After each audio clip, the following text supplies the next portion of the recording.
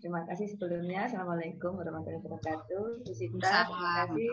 Ya. Bu Hilda sebagai moderator dan Bapak Ibu sekalian yang sudah hadir di pagi ini. Ya, saya tidak bisa mengatakan bahwa ini semacam tausiah ya. Saya hanya tausiah pagi-pagi waktu pagi. Karena saya mungkin kapasitas saya tidak sampai untuk memberi tausiah, tapi hanya saya sharing pengetahuan saja. Sebelumnya salut untuk Bapak Ibu sekalian sudah hadir dan berbagi ilmu juga dengan saya. Saya tidak bisa mengklaim bahwa saya itu pakar-pakar sekali tentang Norwegia, tidak. Karena sebetulnya penelitian saya itu tentang bagaimana gender and politik di Indonesia dan di Norwegia. Tapi sedikit banyak saya juga memang mempelajari tentang persoalan sistem politik di Norwegia, walaupun tidak sedalam ketika saya meneliti tentang persoalan gender di Norwegia. Jadi apa yang sudah saya pelajari di sini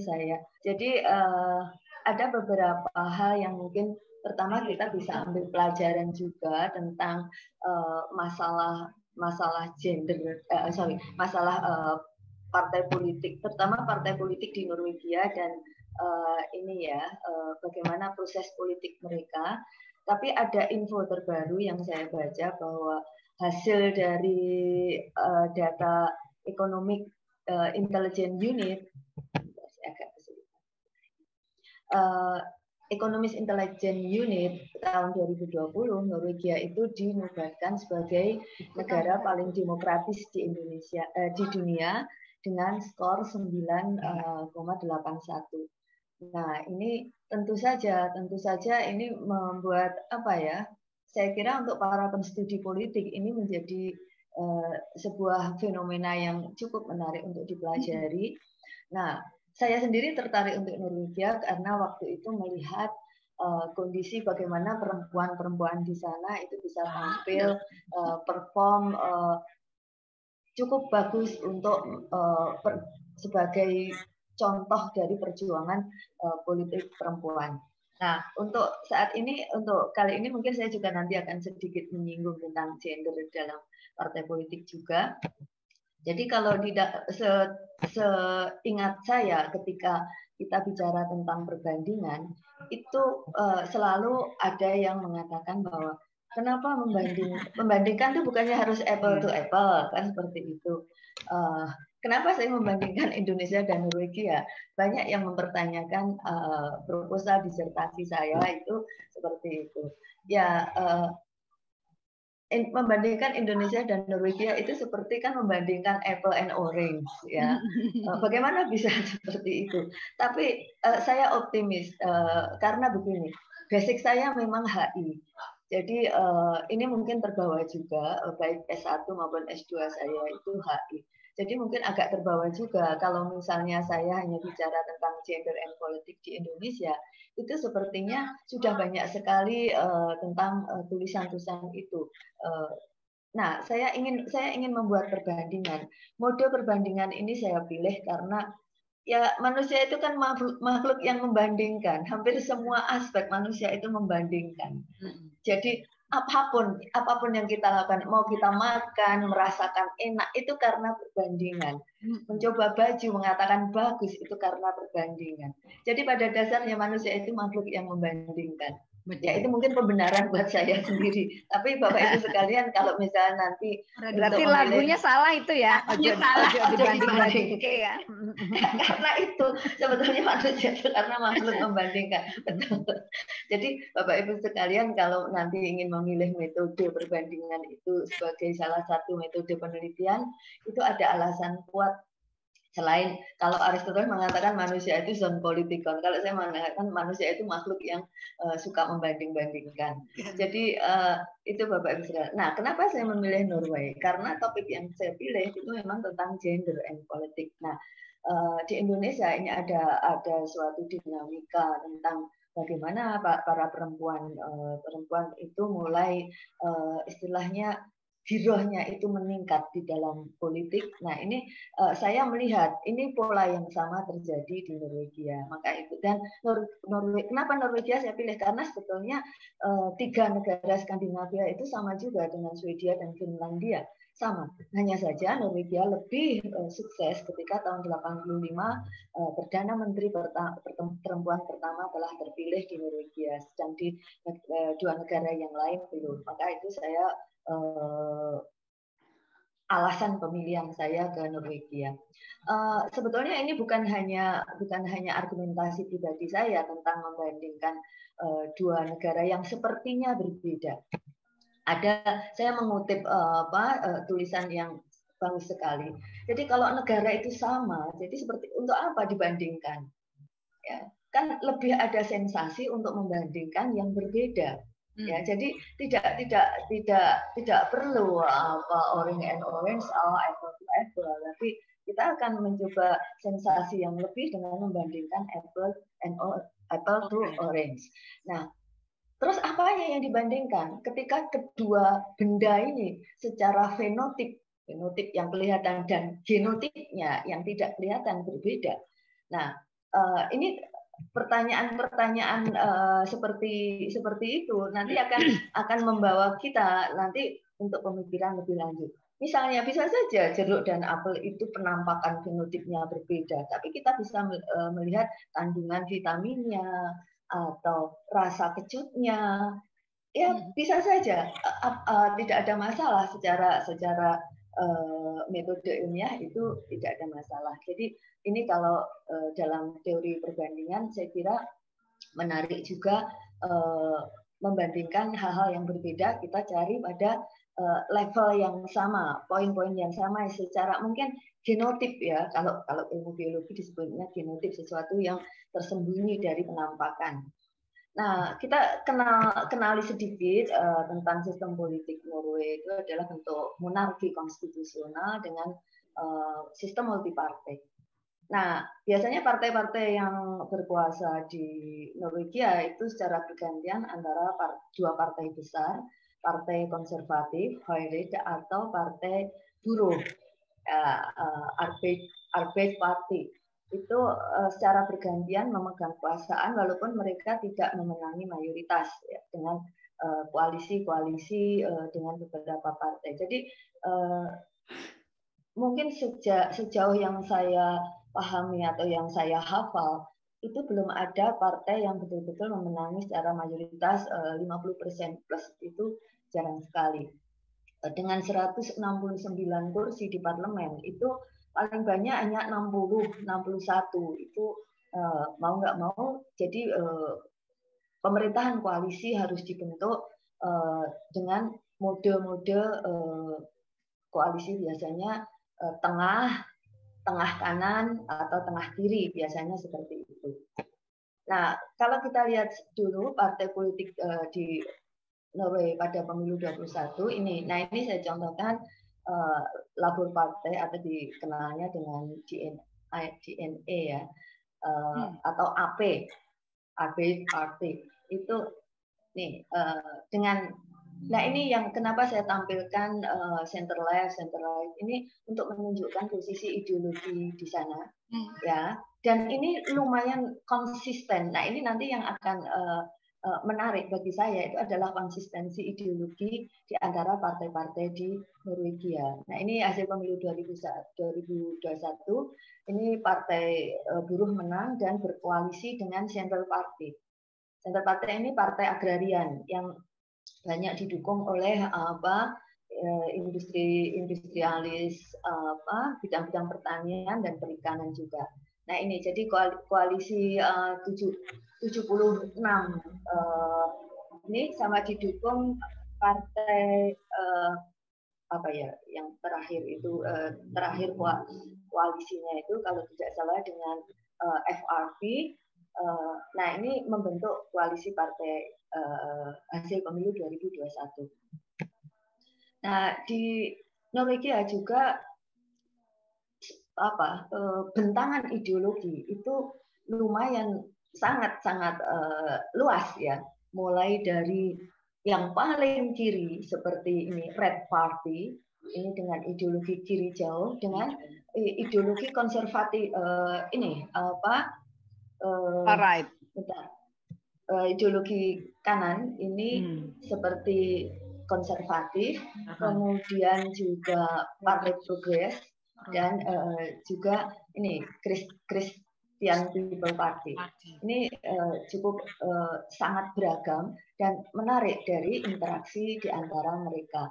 Konsistensi mereka di dalam hal ideologi itu mulai sejak awal-awal kemerdekaan, setelah Perang Dunia Kedua dan terbawa sampai sekarang. Memang bukan berarti tidak ada konsensus di antara mereka. Artinya bukan kemudian mereka sama sekali tidak memberi ruang untuk konsensus di antara partai-partai itu, tapi mengingat dari apa yang mereka usulkan itu kita bisa melihat bagaimana konsistensi mereka untuk perjuangan hak-hak atau apa yang ingin dibela dari konstituen mereka. Nah ini saya kira menarik, makanya ketika saya baca hasil penelitian Economist Intelligence Unit itu membuat 5 kriteria untuk menyebutkan apakah negara itu demokratis atau tidak. Salah satunya adalah proses pemilu, budaya politik, keberagaman, serta dinamika partai politik. Kalau tidak salah seperti itu. Nah, ini masih kuat. Ya, saya contohkan ini tentang bagaimana suara Green Party waktu itu sangat keras untuk menutup wilayah pertambangan di sekitar Lofoten Island, yang di situ sangat mengganggu produksi ikan dan juga kehidupan para nelayan di sekitar wilayah itu. Dan desakan itu begitu kuat sehingga akhirnya pemerintah menutup wilayah di sekitar Lofoten Island. Mbak, padahal hanya 3 kursi ya? Padahal hanya 3 kursi. Ya, tapi mungkin dukungan karena ini yang cukup populer, saya kira karena Norwegia itu ini Ibu, setahu saya itu concern-nya tentang lingkungan semakin tahun semakin kuat. Tahun 2015 itu Perdana Menteri dari Partai Konservatif itu datang ke Indonesia untuk mengunjungi wilayah-wilayah hutan yang selama ini banyak dibantu oleh Norwegia. Jadi ke Sumatera, ke Riau, dan ke Kalimantan. Saya ingat itu. Ya, Perdana Menteri Erna Solberg, perempuan pemimpin Partai Konservatif. Nah, itu memang concern mereka sudah sampai pada green economy, green teknologi, green market, dan sejauh itu. Jadi ini saya contohkan tentang bagaimana ideologi itu menentukan bagaimana perjuangan dan konsistensi mereka. Nah, yang kemudian juga tentang ini usulan eksplorasi ladang minyak baru di Laut Utara. Ini juga menimbulkan debat yang cukup panas di parlemen karena ini berhadapan dengan partai konservatif yang menolak tentang eksplorasi wilayah. Jadi Norwegia itu negara kecil yang makmur karena cadangan minyak yang luar biasa di pantai utara. Dan itu mulai dieksplorasi oleh pemerintah dengan State Oil Company. Dan itulah kenapa mereka bisa mencadangkan dana pensiun yang cukup lumayan, memberi dana kesejahteraan bagi masyarakat, termasuk perempuan juga diuntungkan dengan dana-dana itu. Nah, tahun 2015 memang terjadi penurunan harga minyak dan kemudian ada usulan dari Partai Sosialis Kiri untuk mengeksplorasi ladang minyak baru. Partai Sosialis Kiri ini pengennya nanti dana hasil eksplorasi itu masuk ke dana pensiun. Nah, ini saya menangkapnya. Ini adalah ide-ide untuk menutup kesenjangan antara misalnya gaji pekerja dan dana pensiun. Jadi ini Partai Sosialis memperjuangkan hal seperti itu. Nah, saya jadi sedih kalau melihat jadi di Indonesia. Jadi kalau di Indonesia misalnya ada usulan eksplorasi tambang, saya nggak tahu itu untuk siapa. Nah, ketika saya baca hal-hal seperti ini, itu ya agak sedikit prihatin gitu, Bu Sita. Sambil bandingin sambil sedih. Iya, karena jangankan ini, misalnya katakanlah kita membutuhkan vaksin saja, itu sudah jadi rebutan dan ladang bisnis yang tidak jelas kalau di Indonesia. Nah, ini Green Party itu setuju dialokasikan dieksplorasi ladang minyak baru. Tapi nanti mereka meminta syaratnya harus nanti pasar itu harus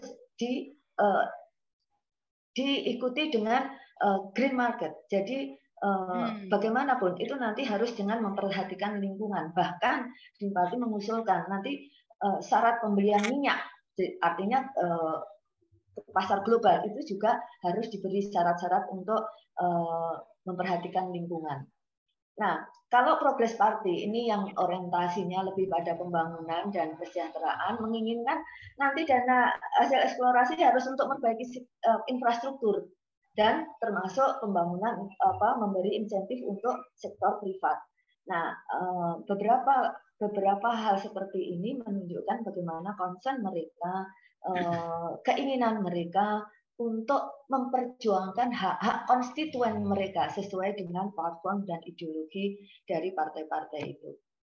Nah, jadi kalau secara umum di dalam sistem politik Norway, sistem multipartai itu sebagai basis untuk melaksanakan praktek demokrasi dan sebagai juga dasar ideologi adalah dasar perjuangan.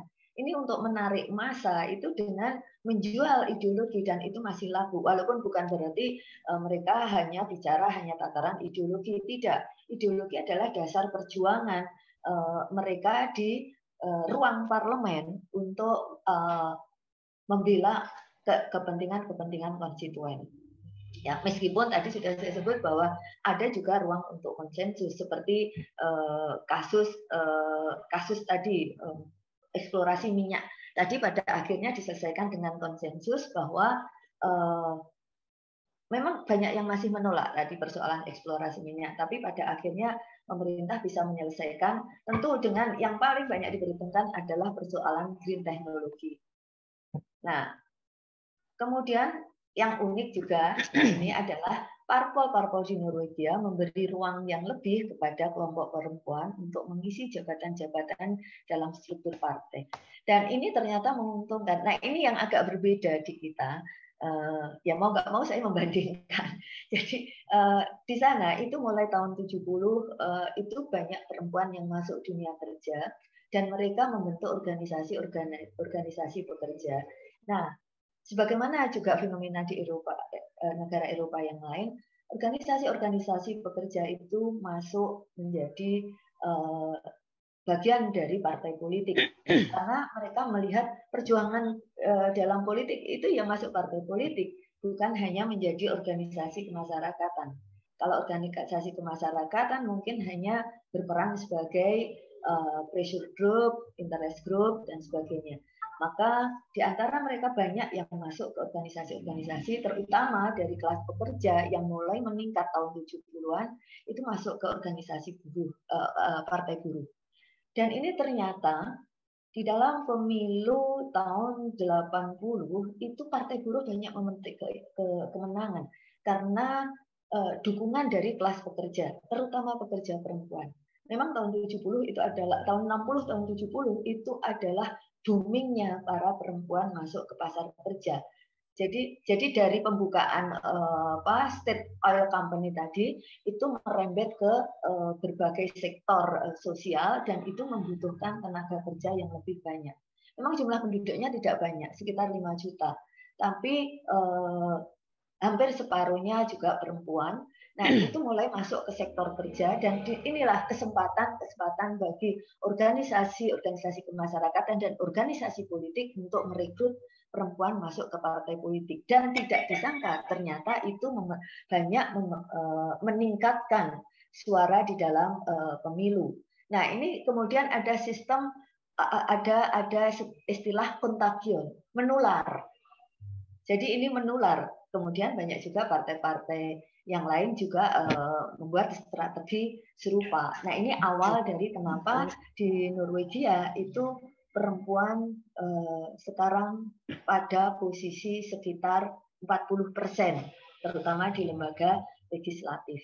Nah, ini Parlemen. juga tidak, ya, di parlemen. Jadi ini tidak lepas juga dari kinerja dari partai politik. Ini yang menarik untuk kita bandingkan bagaimana posisi perempuan di Indonesia. Nah, ini di Indonesia, walaupun ya walaupun bagaimanapun kita juga harus menoleh ke sini juga, Ibu. Ya, ini kalau membandingkan itu saya biasa untuk mencari kesamaan dan perbedaan dan kemudian mengapa demikian. Biasanya saya menggunakan itu, pola seperti itu. Indonesia juga pernah mengalami masa di mana partai politik itu berkutat dengan ideologi juga. Itu sekitar setelah kemerdekaan hingga terutama pada masa demokrasi. Pemilu pertama ya. Ya, pemilu pertama. Ya, betul. Ini kita juga, Pak, bagaimana partai politik kita itu memegang ideologi dengan kuat, tapi hasilnya kita lihat kenapa hasilnya itu kalau dalam bahasa ABG sekarang, kenapa hasilnya bonyok? Kita berdarah-darah dan ya masyarakat juga yang akhirnya menderita kerugian yang luar biasa. Nah, bagaimana? Nah, ini menarik. Kalau katakanlah ideologi sebagai penggerak partai, kita juga pernah ya.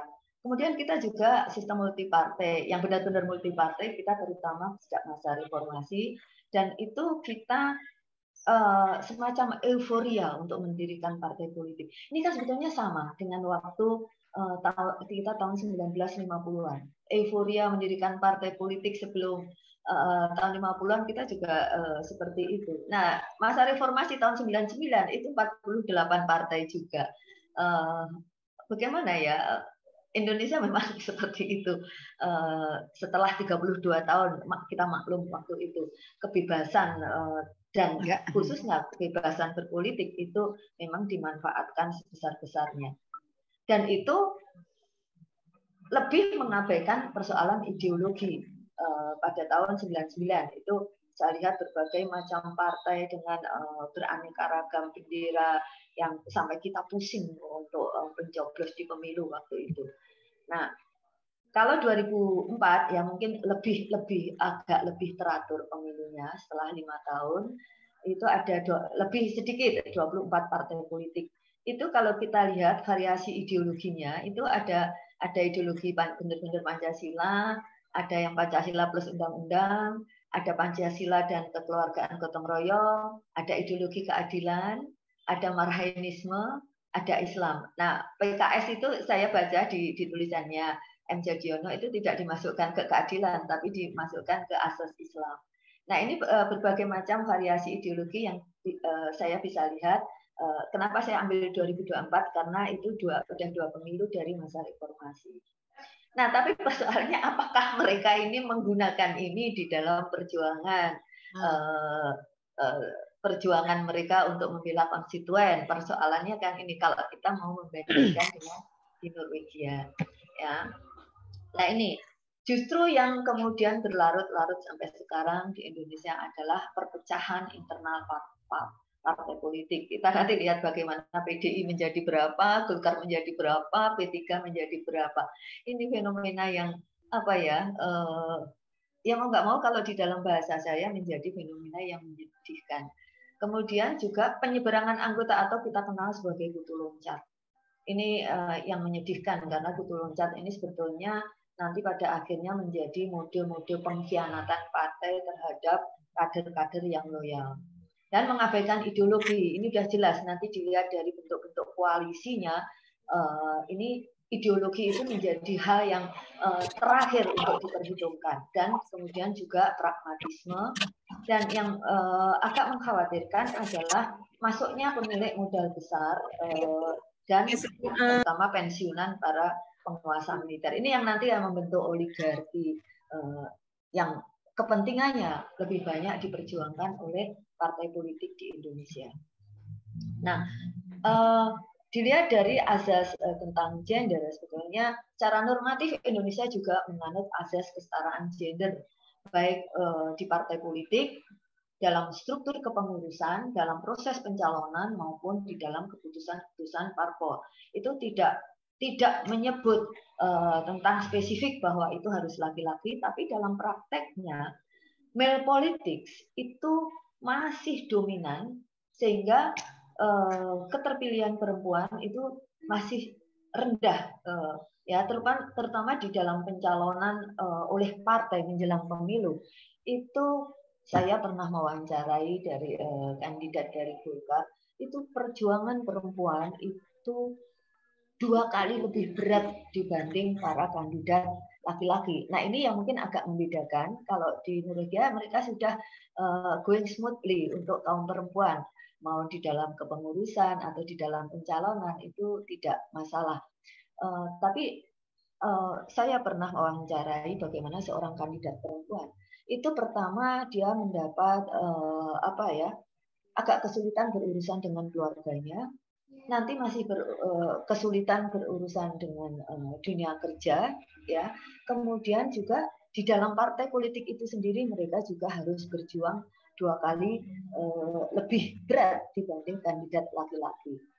Hingga akhirnya tahun 2008 kalau tidak salah partai politik setengah dipaksa untuk menggunakan sistem, kalau tidak salah sistem zipper ya, untuk laki-laki dan perempuan. Nah itu pun sebenarnya nggak tepat, Mbak Ambar, nggak tepat zipper system. Kalau zipper system itu di Norway ya, laki perempuan laki. Kalau di Indonesia di dalam 3 ada 1 perempuannya. Jadi, tapi karena posisinya di 3, di 6, 9. Itu dia. Nah, itu pun juga karena terpaksa karena undang-undang mewajibkan itu. Kalau di Norway itu tidak ada, hanya kesetaraan gender saja, hanya Gender Equality Act saja pedoman mereka. Bahkan mereka malah dibatasi, jangan sampai banyak perempuan. Jadi harus ada keseimbangan, sampai dibatasi seperti itu. Mendominasi. Iya, jangan sampai nanti salah satu gender itu mendominasi. Itu yang menarik. Nah, di kita partai-partai harus tahun Undang-Undang 2008, pemilu 2008 untuk pemilu 2009 itu saya ingat itu partai-partai politik ya dipaksa. Pada akhirnya mereka ya dengan enggan. Ya ini logis Bapak Ibu sekalian, karena male politics itu dimanapun sebetulnya itu sudah berakar kuat. Istilahnya orang Jawa itu udah ngoyot selama berabad-abad, bahwa politik itu didominasi laki-laki itu sudah menjadi semacam sejak zaman peradaban lama, sejak aksioma, sejak peradaban lama hingga peradaban pertengahan hingga peradaban baru itu seperti itu. Jadi yang mana ikhlas ini semacam natural saja, mana ikhlas kekuasaan itu harus dibagi. Nah, negara-negara di Eropa, terutama juga di Skandinavia dan Norwegia itu mungkin lebih dulu mengikhlaskan sebagian power sharing antar gender. Itu karena apa? Itu menguntungkan. Ternyata itu dari aspek partai politik itu menguntungkan. Karena konstituen itu ternyata semakin banyak dan seperti saya contohkan tadi, Partai Buruh pada akhirnya memenangi pemilu pada pemilu 1988 kalau tidak salah. Jadi Perdana Menteri pertama Gro Harlem Brundtland itu sempat berkuasa 3 kali. Yang pertama itu karena partai konservatif dijatuhkan sehingga Partai Buruh mengambil alih pimpinan setahun kemudian pemilu. Nah di Indonesia ini yang kita masih berjuang terutama untuk perempuan. Partai politik sebetulnya adalah gerbang utama untuk keterpilihan perempuan. Partai politik adalah gerbang utama perjuangan untuk kepentingan para konstituennya. Tapi ya kita lihat bagaimana kita masih terseok-seok di gerbang pertama ini. Nah, ini Bapak Ibu sekalian, kalau dikatakan ya karena persoalan ideologi mereka konsisten. Kita pernah juga konsisten dalam hal ideologi, tapi bukannya menjadi lebih baik, tapi kita lebih terpuruk. Ya, ini Nah, ini tadi saya coba bandingkan dengan konsistensi, loyalitas, dan pendidikan politik yang berjalan sebagaimana mestinya. Sehingga ketika partai politik itu sudah membawa sebuah dasar asas perjuangan itu, ketika mereka masuk ke ruang parlemen itu maka rakyatlah yang menjadi klien. Rakyat itu menjadi klien. Bukan rakyat menjadi tunggangan sementara itu di Indonesia. Jadi saya melihat ketika asas kuat, ideologi kuat, loyalitas kuat, rakyat itu akhirnya menjadi klien. Klien itu adalah pihak yang dibela. Nah, tentu saja kita harus melihat bagaimana rakyat menjadi tunggangan sementara. Itu artinya ya mereka hanya diperhatikan, mereka hanya dimanja-manja, mereka hanya didengar itu menjelang pemilu saja. Nah, ini itulah mungkin demokrasi di Norway itu seperti itu. Ya, jadi kalau kita melihat partai politik sebagai gerbang utama untuk bagaimana suatu bangsa itu berdemokrasi. Nah, ini saya lihat ini cara perhitungan, model pemilunya hampir sama dengan kita. Sistem itu apa? Saintelak ya, Mbak Sita, kalau di kita. Ya, apa?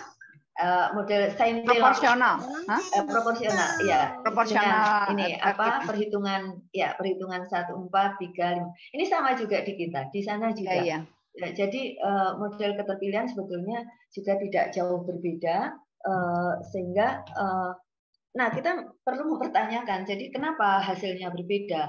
Nah, kalau beberapa analisa itu menyebutkan bahwa di sini ini kalau dari analisa saya sendiri itu mungkin di poin ini, terutama masa reformasi ya Bapak Ibu sekalian. Kalau masa Orde Baru tidak saya bahas karena memang ini kita pemerintahan yang semi atau menjurus ke otoritarian, jadi kita tidak bisa bandingkan. Tapi masa reformasi itu kita katakanlah kita sudah bergerak ke arah demokratis.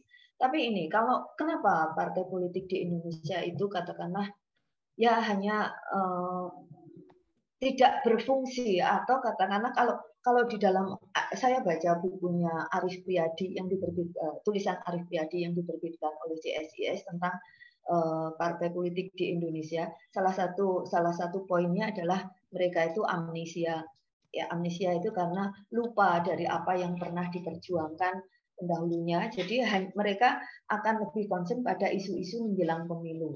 Nah, itu kemudian juga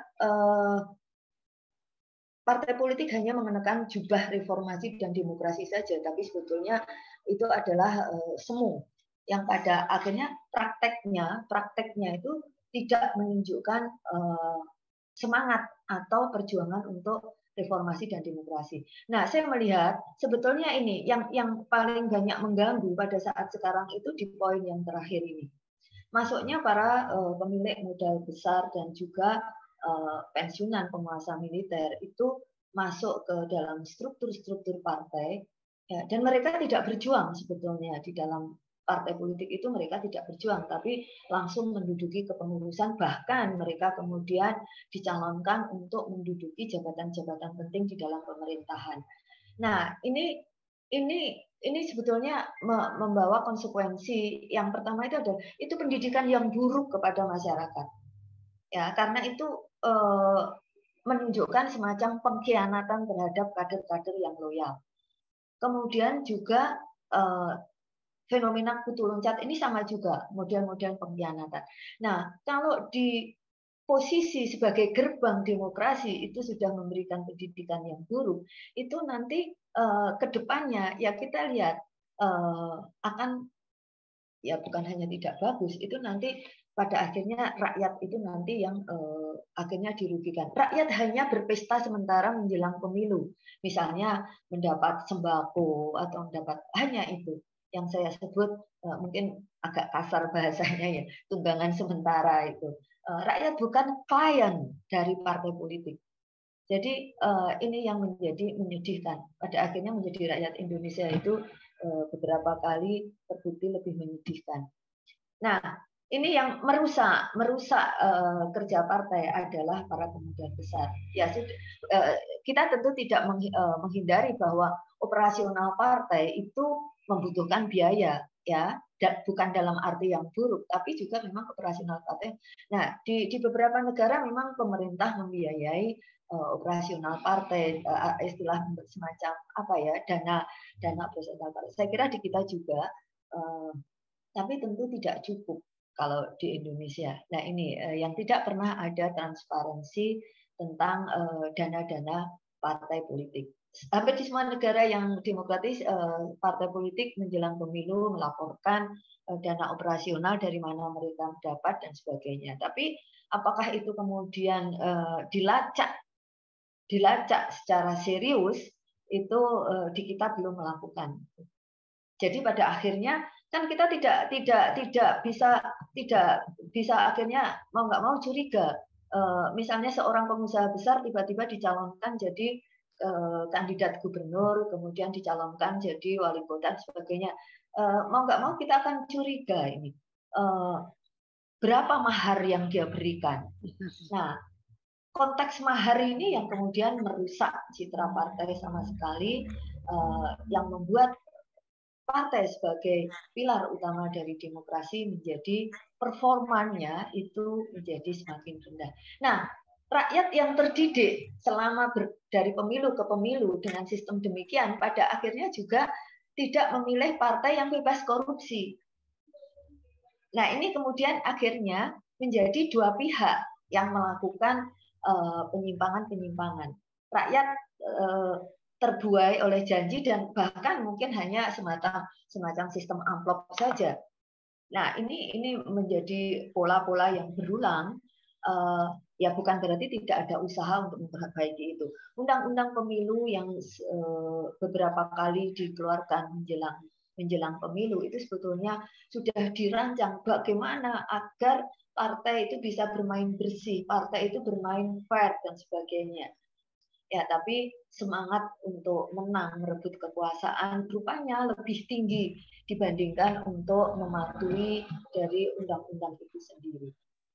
Nah, itu Bapak Ibu sekalian, mungkin yang saya sampaikan tidak terlalu banyak, mungkin hanya garis besarnya saja, hanya sedikit perbandingan yang saya bisa sampaikan pada kesempatan ini, tapi saya ingin memang melihat bagaimana yang terjadi di Norwegia. Sebetulnya beberapa hal juga terjadi di Indonesia, tapi dengan hasil yang berbeda. Mungkin itu juga saya ingin memicu Bapak Ibu sekalian untuk menjelajah, meneliti lebih jauh persoalan-persoalan demokratisasi, dan saya juga mendukung. Perbandingan tidak harus misalnya Indonesia dengan Malaysia, Indonesia dengan Thailand, mungkin itu sudah biasa. Silakan untuk secara leluasa mencari ide-ide dan kesamaan di antara unit-unit politik yang berbeda. Mungkin itu Ibu Sita, Ibu Hilda yang mohon maaf sebelumnya kalau mungkin saya salah kata atau hal-hal yang mungkin tidak kurang jelas yang saya sampaikan di dalam kesempatan ini. Terima kasih sebelumnya Bapak Ibu sekalian, saya serahkan kembali kepada Ibu Hilda.